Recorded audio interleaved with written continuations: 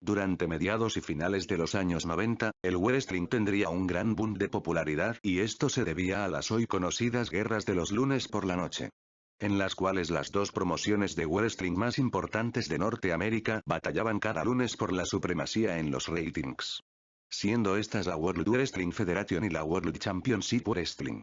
Ambas empresas tuvieron una reñida guerra hacia el final de la década, sin embargo tras varias malas decisiones y diversos problemas y conflictos la WCW comenzó a decaer de una manera atroz por el año de 1999, dejando de ser una clara amenaza para la federación y todo esto dando como consecuencia su derrota ante Vince McMahon y su empresa, siendo comprada por este en marzo del año 2001.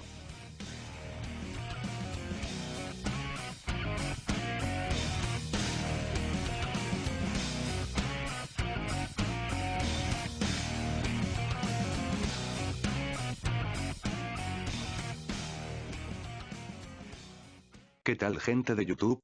Yo soy Mr. WWE y este puede ser considerado mi primer vídeo así como el inicio de este canal que espero no quede simplemente en el olvido, y poder mostrar a todos los conocimientos que he adquirido sobre la empresa más importante de wrestling en el mundo, la WWE, y así ustedes también puedan saber algo más sobre esta gran empresa, ya sea que la amen, la odien, sea su pasión, etc. En esta primera ocasión traigo la que es sin duda alguna una de las historias y oportunidades más desperdiciadas de la WWE. Estoy hablando de la invasión, un storyline que pudo haber sido el más importante de la década, sin embargo por ciertas limitaciones y conflictos esto no pudo ser así y la invasión es considerado uno de los peores storylines de la historia de la empresa. No digo que todo en esta historia haya sido malo, pero vaya que fue un desperdicio y algo muy confuso. Bueno, después de esta presentación tipo La Rosa de Guadalupe XD comencemos con el vídeo. Como ya fue mencionado, el 23 de marzo del año 2001 Vince McMahon compró a la WCW toda una librería de archivos y vídeos junto con 25 contratos de luchadores de dicha empresa.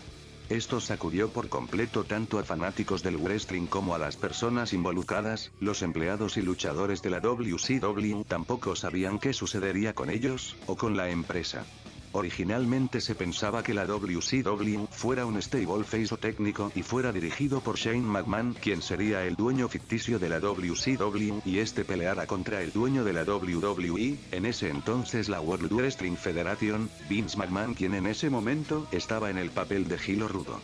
Los luchadores de la WCW interfirieron en varias peleas. La meta principal de esto sería que la WCW tomara control de uno de los dos programas de la federación, SmackDown o Raw. Y esta idea se puso a prueba en junio de ese año, cuando la WCW tomó control de los últimos 20 minutos de la transmisión de Raw. Y se quiso dar esa sensación de que de verdad era WCW, se trajeron a comentaristas propios, la decoración del ring fue cambiada e incluso las gráficas digitales fueron cambiadas para dar esa sensación de la WCW. La pelea que se llevó a cabo en ese último segmento de Raw fue entre Booker T y Bob Bagwell por el campeonato peso pesado de la WCW. Aquí es donde comenzaron los problemas, ya que a la gente no le importó para nada ese segmento, fue muy mal recibido por los fanáticos que estaban presentes esa noche en la arena e incluso los que miraban desde su casa.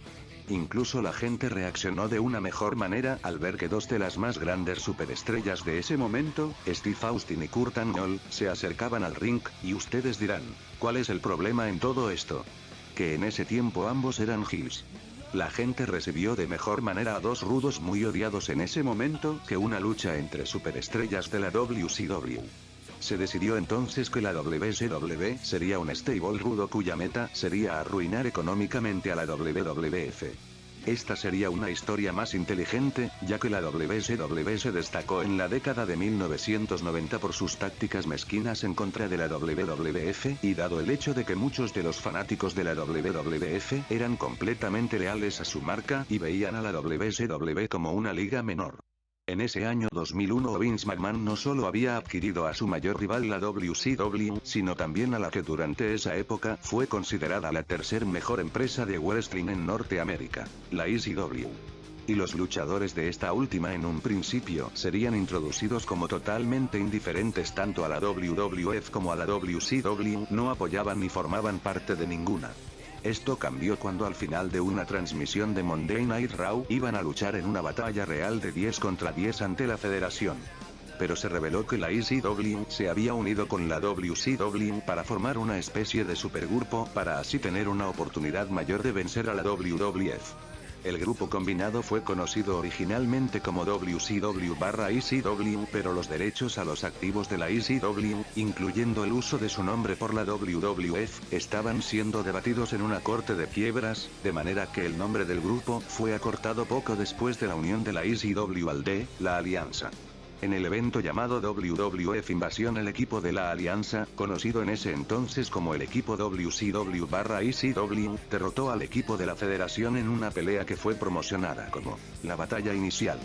El equipo de la Alianza estaba compuesto por Booker T, Diamond Dallas Page, Rhino y los Dudley Boyz, mientras que el equipo de la WWF contaba con Stone Cold Steve Austin, The Undertaker, Kane, Kurt Angle y Chris Jericho. Durante el combate Steve Austin cambió al bando rudo o heel y se unió a la Alianza. Esto fue hecho para dar al equipo de la WCW/ECW más estrellas y credibilidad para enfrentarse a la WWF. Ya que aunque se tenían a grandes de ambas empresas extintas como Diamond Dallas Page, Booker T, Rob Van Dam, no se tenían a otros de los luchadores más famosos e importantes de ese periodo como Goldberg, Hulk Hogan, Kevin Nash, Sting, Scott Hall entre otros, debido a que sus contratos estaban retenidos por Ted Turner, antiguo dueño de la WCW, y estos contratos eran demasiado caros para la WWF.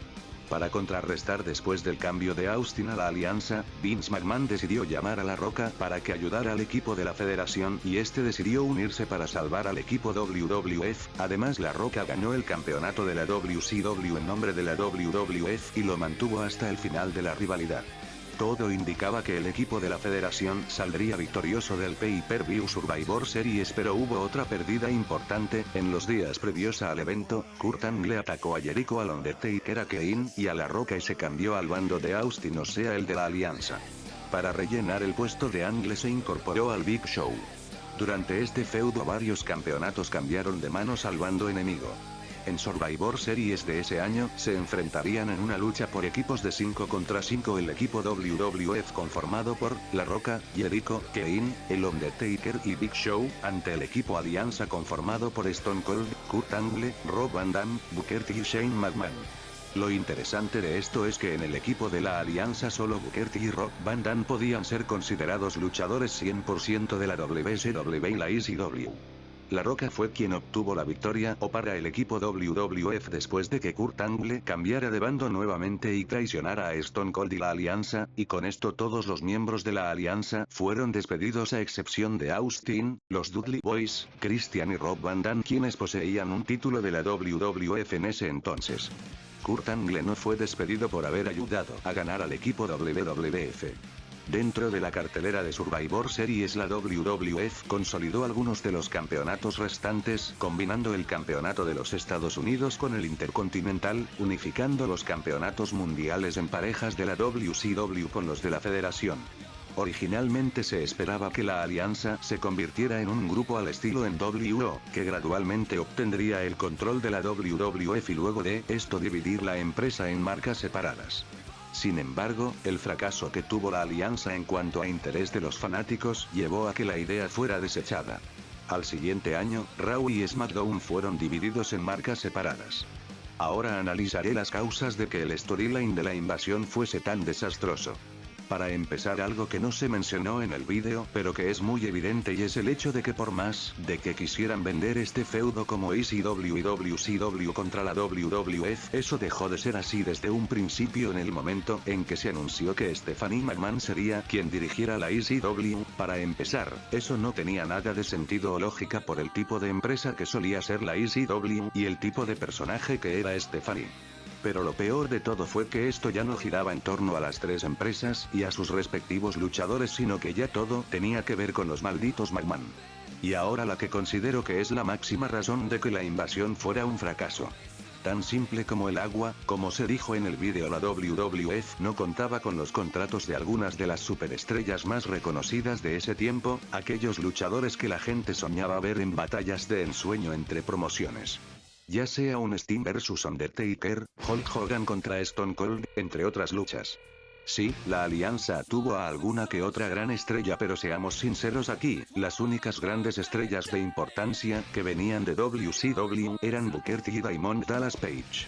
No estoy demeritando a los demás luchadores que venían de esta empresa, pero vamos, era gente como Mike Awesome, Shawn Stasiak, Hugh Morrus y otros luchadores que no eran del calibre de nombres como Goldberg.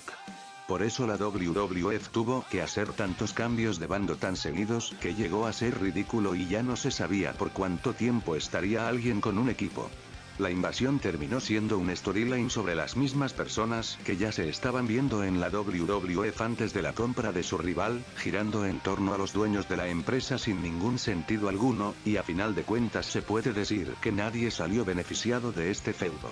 Los luchadores de la WCW quedaron en el olvido, y la WWF arruinó las carreras de las únicas dos estrellas relevantes: Diamond Dallas Page y Booker T.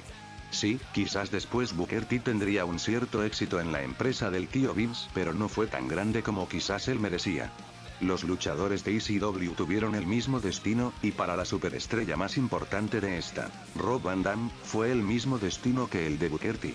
La WWF tampoco tuvo beneficio alguno, el storyline, como ya fue dicho, no fue tan bien recibido por la audiencia. Fue una decepción. Esto puede sonar muy negativo, pero la WWE, vaya que perdió una gran oportunidad con esto.